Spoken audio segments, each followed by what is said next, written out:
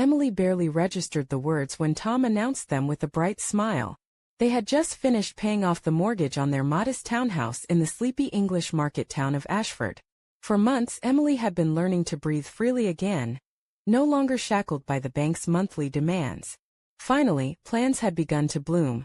Trips to the seaside with the kids, refurbishing the children's rooms, even saving a little for a rainy day.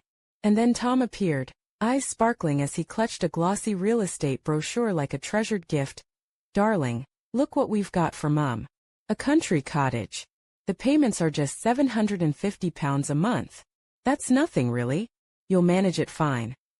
Emily froze, not because the figure was small, but because Tom said it as casually as if they'd subscribed to a streaming service. "You'll manage it." As if the weight of this new burden rested solely on her shoulders, preordained and unquestioned, she gingerly took the brochure. The glossy pages showed a spacious, cream-washed cottage with pristine shutters, a manicured garden, and a wide veranda. The photos radiated peace, as if worries were banished from this idyllic spot. One image featured a smiling family in the garden, a picture-perfect scene that felt cruelly ironic. Here was happiness on paper while at home frost lay thick between them toe. "You bought it?" Emily finally asked, voice carefully calm. "We haven't even talked about this." Tom waved her off as if she were nitpicking nonsense. "Come on, love. It's for Mum. You know how she's always dreamed of a little countryside retreat. I want her to have fresh air. Her own flowers." Emily's stomach twisted. "Wait, are you saying we took out another loan? On top of the mortgage?" He looked at her as if she were a child missing the obvious. "Well, yes. But it's only £750 a month. We'll manage." "You'll manage." Those words hit harder than the news itself. "You'll manage." Meaning it all fell back on her. The late nights working, the endless juggling of bills, the silent sacrifices. For years she'd shouldered most expenses. School clubs, clothes, groceries, utilities. His salary barely covered half the mortgage. She carried the rest. And now this fresh weight. She laid the brochure down slowly, her insides screaming while her face stayed calm. "Have you thought about us? The children? We could finally do something for ourselves." Tom frowned. "But this is for the family. Mum is family. You always say helping close ones is important. This is just me helping." "Why does it always come at the cost of our future?" she whispered. "Why is your mum always more important than us?" Tom stood abruptly, bristling. "You're overreacting. £750 isn't that much money. We're not starving." Emily looked at him, feeling a wall rise between them. To him it was pocket change. To her it was the cost of dance lessons and bedtime stories, dinners and dreams. He spoke of the cottage as a wonderful dream, but she saw nothing but new debts and mounting tension that evening. After he retreated to his study, Emily sat with the children trying to play, but her mind kept circling back. His offhand words echoed cruelly. "You'll manage." Did he even realize what that meant? That her work, her sleepless nights, her resilience were just expected? They lived in parallel worlds. To him, his mother's dream came first. To her, their children's future did. The worst part wasn't the loan. It was that the decision was already made without her input. Her opinion didn't matter. When the children finally drifted to sleep, Emily knew the conversation with Tom was inevitable. The kitchen was silent except for the steady tick of the clock. Tom scrolled through news on his phone, acting as if nothing had changed. "We need to talk," she said, voice firm. He looked up, eyes devoid of tension, more annoyance than concern. "Again? About what?" "The cottage. The loan." He sighed, as if trapped in a broken record. "What's there to say? It's done." "That's exactly what scares me," she snapped. "It's done without me. Without us. You didn't even consider talking to me." He shrugged. "What was there to discuss? Mum dreamed of this, so I gave her the gift. What's wrong with that?" "What's wrong is that you didn't use your money. You borrowed and we have to pay. Our family, our kids. You think £750 a month is nothing. But you have a good job," he said, smirking. "So you'll manage." Her face flushed with fury. "Do you understand what you just said? You'll manage. And you? What about your responsibility?" He pushed his chair back sharply. "Here we go again. You only think about yourself. I want Mum to be happy. She worked all her life. Now she deserves fresh air and flowers. We work too, she burst out. I work, I run the house. We just finished paying off the mortgage. We had a chance to live for ourselves, to give more to the children. And you saddle us with a loan for the whim of a grown woman who already has a flat, a pension, and everything she needs. Tom stiffened. You call her dream a whim? His voice was low, tense. How else can I? It's luxury. If you wanted this, you should have at least talked to me. He turned away, staring out the window into the dark. You don't understand. She's my mother. And who am I? I'm not family then, Emily whispered. Our children aren't your family. Why is her wish always more important than our needs? Silence fell, thick and heavy. Only the clock ticked on. Tom's shoulders tensed. You're unfair, he finally muttered. I'm trying for everyone to know. Emily shook her head. For everyone, we always come second. Tears welled, but she blinked them back, unwilling to show weakness. She rose and went to the bedroom. Watching the children sleep, exhaustion overwhelmed her. Tom's words played in her mind like a cruel mocking tune. You'll manage. The next day, Tom's mother called, her voice bright and triumphant. Thank you, dears. The cottage is a dream, such beauty, such nature. Now I have my own little haven. I'm so happy. Emily listened, heart twisting. Not a word about the strain on them, no thanks for sacrificing their future. She sounded entitled, as if their sacrifice was owed. That evening, Emily tried again. Did you hear how happy she was? Not a word about how hard it is for us. She doesn't care. Tom waved her off. Enough. The main thing is Mum's happy. And Emily realized then, fighting was useless. To him, his mother's happiness outweighed the family he'd built. The choice was made. Weeks passed. The loan payments hit hard. Every £750 deduction from her account felt like a piece of her soul being sliced away. She cut back on food, stopped buying toys, wore old clothes. Tom, meanwhile, seemed oblivious, proudly recounting how Mum planted strawberries, dug flower beds, and made friends with neighbors, his voice swelling with pride, as if he'd performed a heroic deed. Emily wondered why he wasn't proud they'd cleared the mortgage. Why his mother's gardening mattered more than her sleepless nights budgeting every penny. One day, their son approached shyly. Mum, Pete's got a new bike and mine's too small now. Can I have one too? Her heart clenched. They couldn't afford it. She crouched, hugged him tight. Soon, love. We'll get you one soon. But the sadness in his eyes crushed her. Because of his grandmother's cottage, her children were missing out on simple joys. That night, she confronted Tom again. Do you see how the kids are suffering? We can't afford a bike. Yet you send £750 each month so your mum can party in the country. Is that fair? He frowned, setting down his fork. Here we go again. Bikes aren't essentials. The loan is. Why must our kids wait while your mum gets everything now? Stop the comparisons, he snapped. Mum earned her rest. She's not young anymore. What about our kids' right to a happy childhood? She almost shouted. We're always on the sidelines. Tom jumped up, stormed off, slamming the door. Emily sat alone, tears streaming freely. Days later, they visited the cottage. The journey was long. The kids restless. Emily was exhausted before they arrived. But Tom's mother greeted them radiant in a floral dress, arms full of flowers, beaming as she showed off every corner. Look at this veranda. And here's where I'll have my morning tea. And my garden, see these rose bushes I planted. She spoke with such enthusiasm it felt like her triumph alone.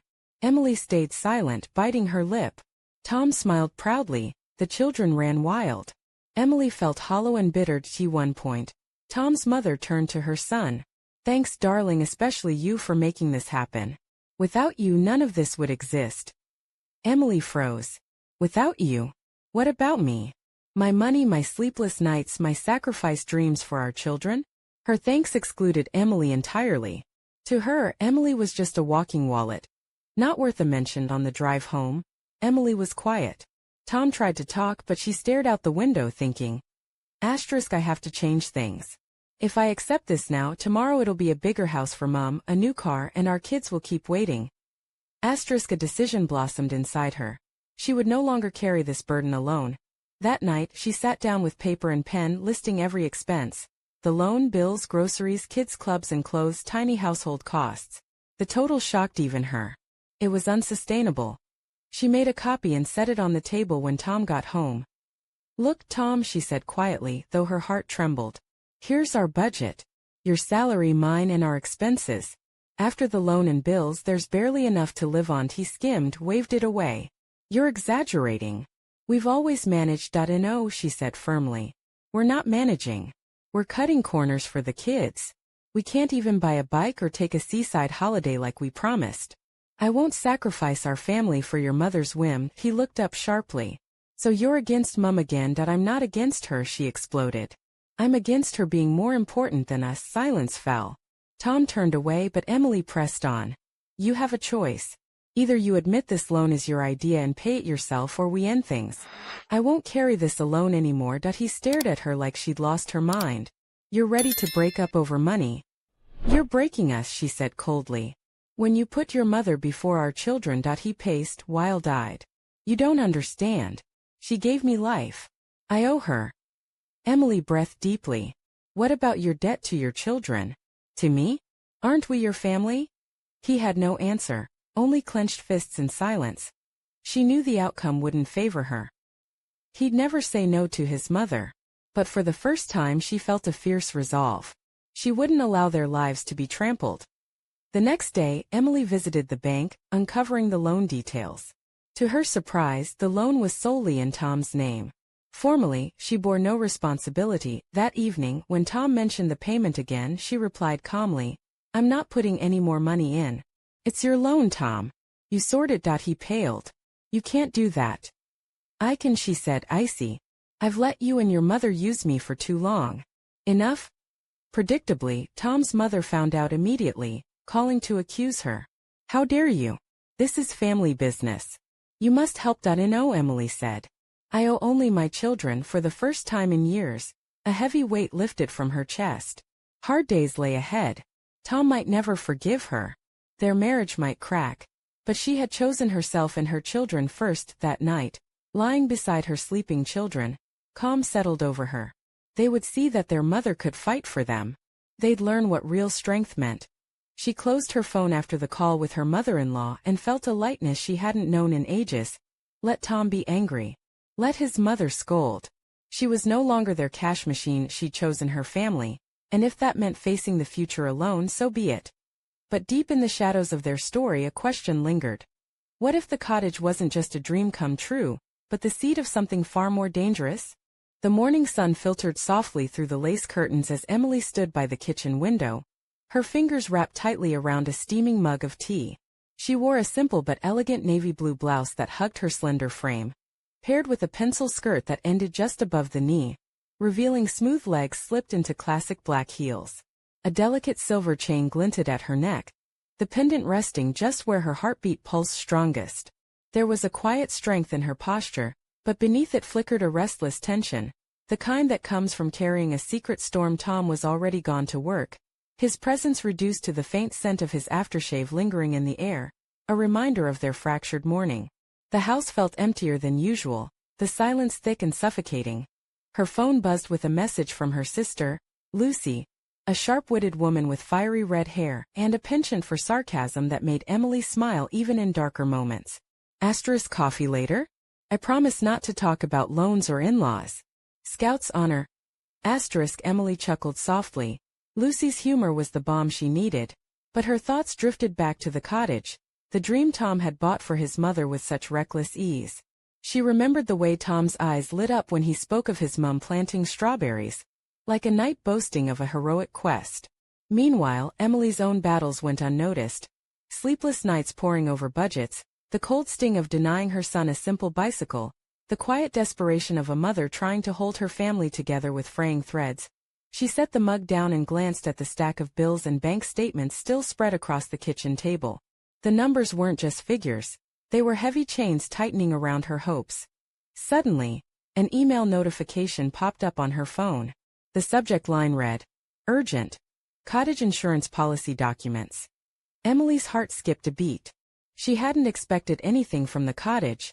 Tom had assured her all was handled. Opening the email, she scanned the attachment. The policy was taken out in Tom's name, but there was a clause mentioning a security interest with a company she didn't recognize. Ashwood Financial Services star. A quick search revealed an obscure firm specializing in high-risk loans and property management, often involved in repossessions. Her fingers trembled.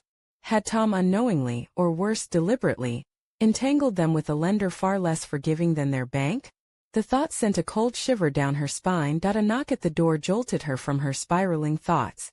Opening it, she found Lucy standing there, arms crossed and eyebrow raised. "Emily, you look like you've seen a ghost."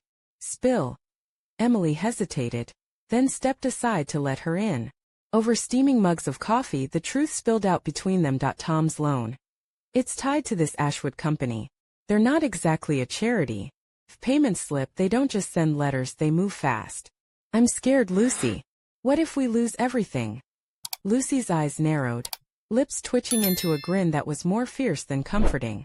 Well, if Ashwood thinks they can push you around, they haven't met your kind of stubborn. Time to fight back. Also, maybe time for Tom to learn what it really means to put family first. Emily smiled weakly, but inside, a flicker of determination ignited. As the day wore on, Emily's phone buzzed again. A message from an unknown number. We know what you're up to. Stop digging or there will be consequences. Her breath hitched. Someone was watching. Someone didn't want the truth to come out. She wasn't just fighting alone anymore. She was tangled in something darker, with shadows creeping closer. And Tom? Was he just oblivious, or was there more behind his mother's country retreat than she'd ever imagined? Emily's fingers tightened around her phone. The war had only just begun. That evening, the fading light cast long shadows across the small sitting room where Emily sat curled on the sofa, a soft cashmere throw draped over her knees. She wore a deep emerald dress, simple yet elegant, with a subtle sheen that caught the lamplight, hugging her curves just enough to hint at the strength beneath. Her hair, usually tied back in a no-nonsense bun, now fell in loose waves around her shoulders, framing a face etched with quiet determination and a flicker of vulnerability. The children were asleep upstairs, their soft breathing a fragile reminder of everything she fought to protect. Tom hadn't come home yet, and the silence in the house felt oppressive, like the calm before a storm. Her phone buzzed again. A text from Tom. Can we talk? Please, Emily stared at the message, the weight of unspoken words pressing down on her. She typed back slowly.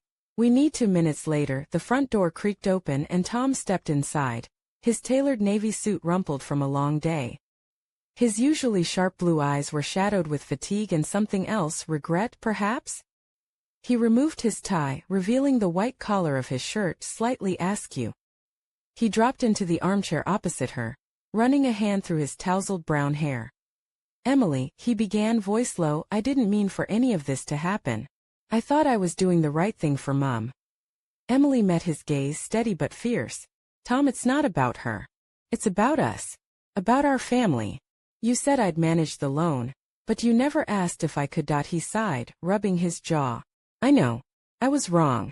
I thought I could handle the payments, but with everything else, I didn't want to burden you. She leaned forward, the green silk of her dress whispering against the leather sofa. It is a burden, Tom.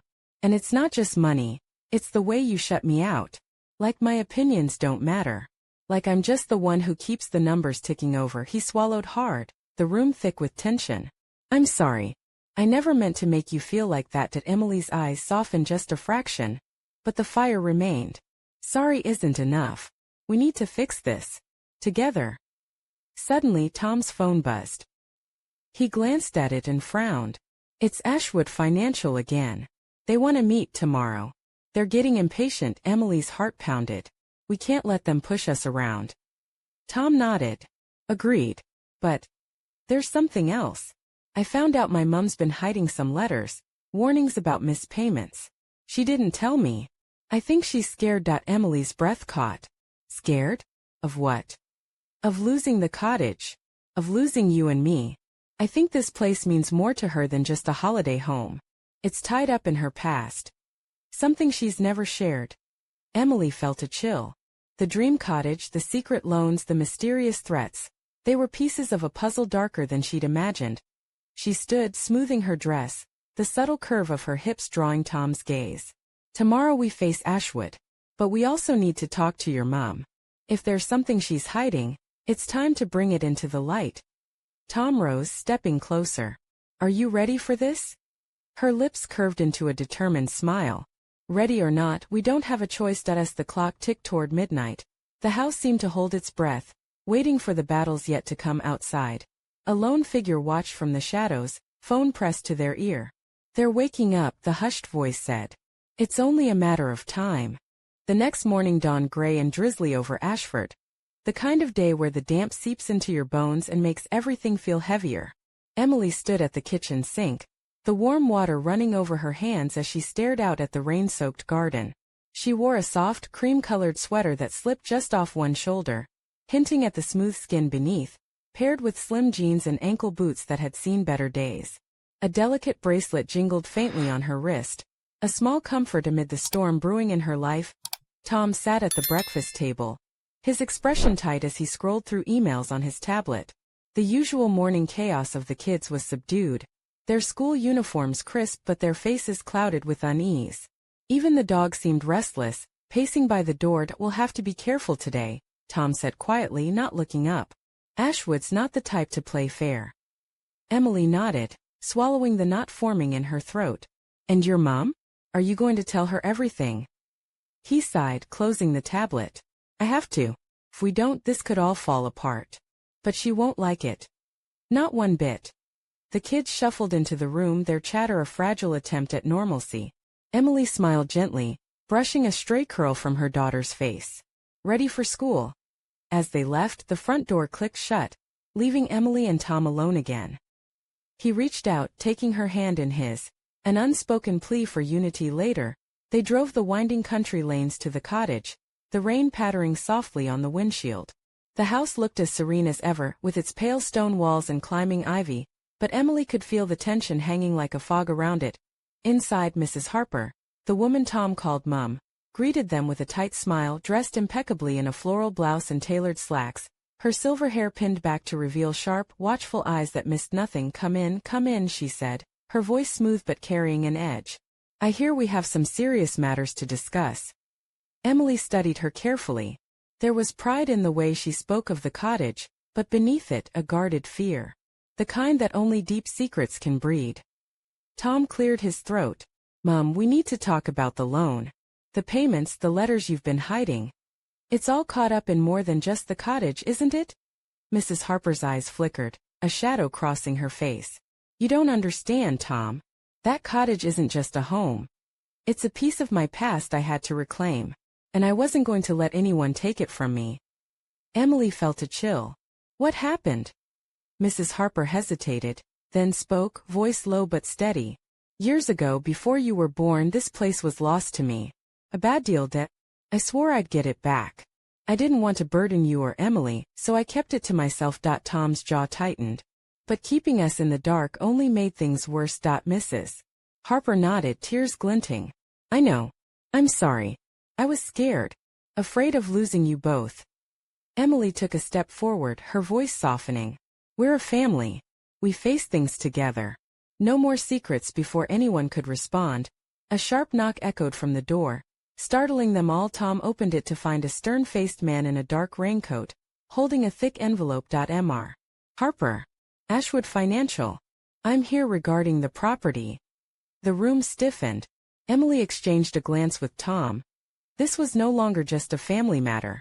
The past had caught up, and the fight for their future was far from over. Outside, the rain intensified, blurring the edges of the world as if nature itself was bracing for the storm to come. The man from Ashwood Financial stepped inside without waiting for an invitation, his polished shoes clicking sharply on the wooden floor.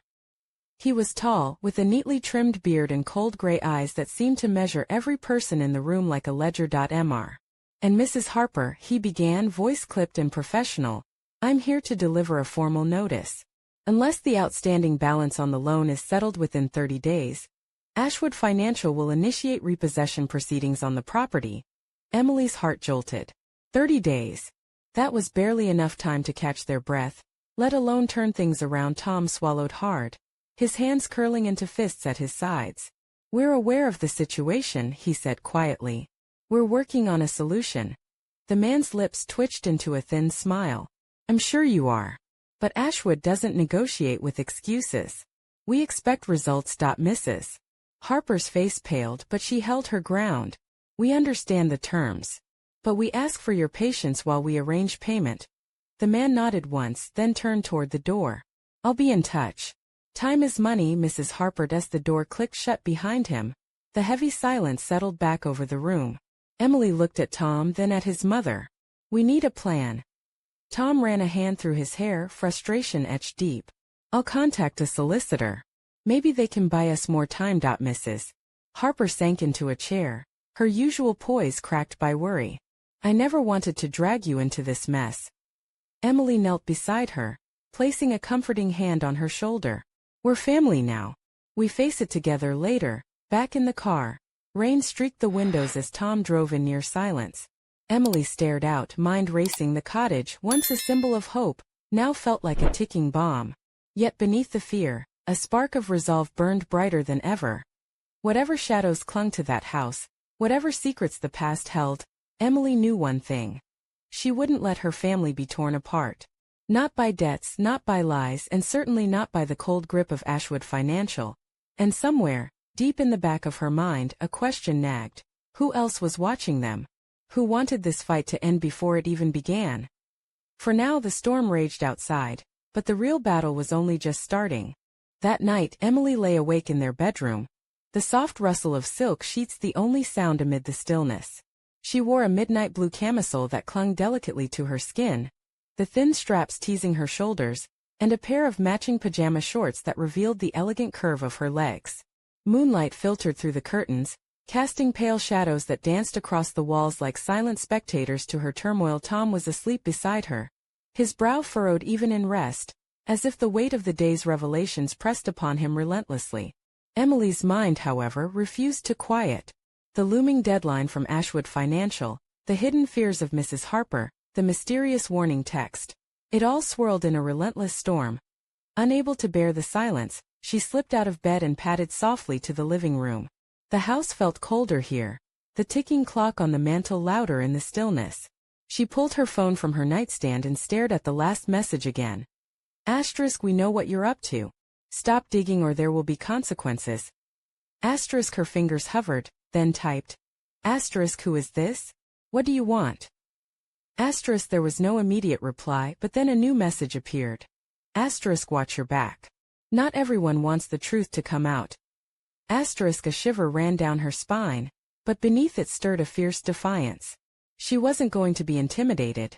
Not now, not ever. Suddenly, the faint sound of a window creaking open downstairs broke the silence. Emily's heart leapt. She grabbed the small brass letter opener from the coffee table, a flimsy weapon but better than bare hands, and crept toward the staircase from the shadows of the hallway.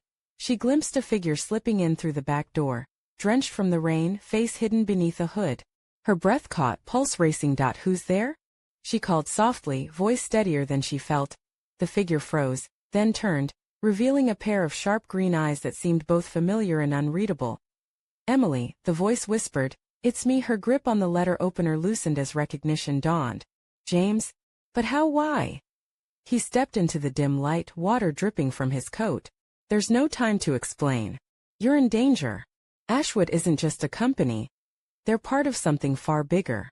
And they don't like you asking questions. Emily's heart pounded. The quiet town of Ashford suddenly felt like a cage, walls closing in. James reached into his pocket and pulled out a small, worn envelope. This was left for you. It might help. She took it, fingers trembling.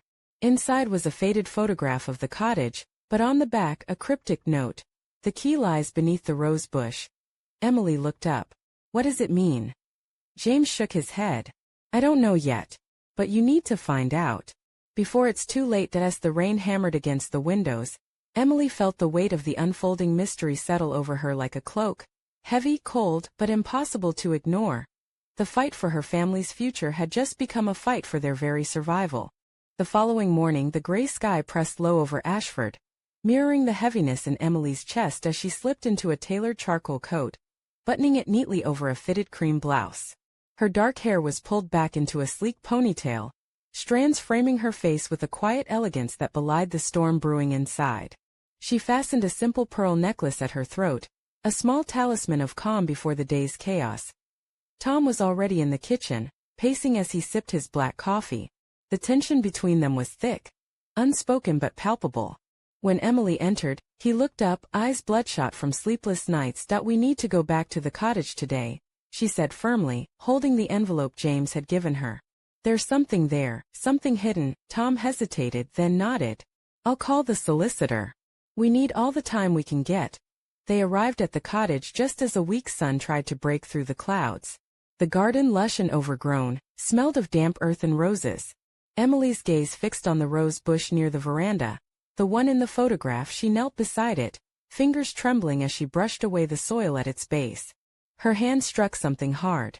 A small, weathered metal box, its surface rusted but intact. Tom crouched beside her, curiosity and concern etched on his face. Together, they pried it open. Inside lay a bundle of old letters, yellowed with age, tied with a faded blue ribbon. Emily unfolded the top letter, her eyes scanning the elegant handwriting. It was a confession. Mrs. Harper's late husband had been involved in a secret land deal, one that had forced them to lose the original cottage. The letters detailed threats, bribes, and a shadowy figure known only as Mr. Black, who had orchestrated their downfall. Emily's breath caught. This wasn't just about a loan or a cottage. It was about betrayal, hidden enemies, and a past that refused to stay buried. Tom ran a hand through his hair, voice tight. "We need to find this Mr. Black." As they stood, a sudden noise behind them made Emily spin around, a shadow slipping between the trees, vanishing before they could react. "Someone's watching," she whispered, heart pounding. Tom's jaw clenched. "We're deeper in this than I thought." Back inside, as the wind rattled the windows, Emily's fingers traced the edges of the letters. The quiet cottage held secrets darker than anyone had imagined.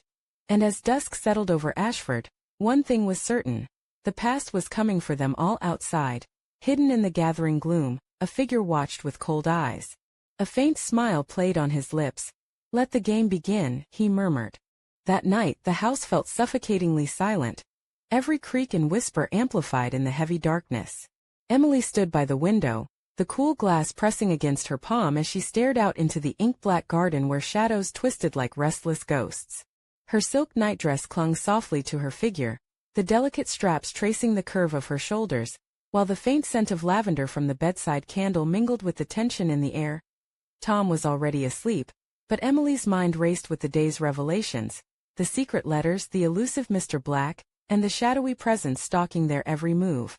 She felt a mix of fear and fierce determination, like a woman standing on the edge of a precipice, ready to leap but unsure what awaited below. A sudden chime from her phone broke the silence. She glanced at the screen.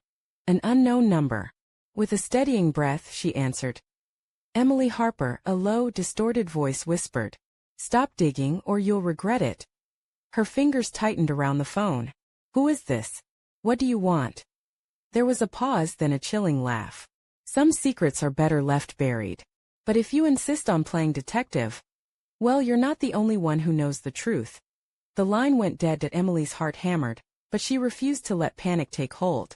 She slipped the phone into her nightstand and grabbed her coat, slipping quietly out the door. Outside, the late autumn air bit at her skin, but she welcomed the sting.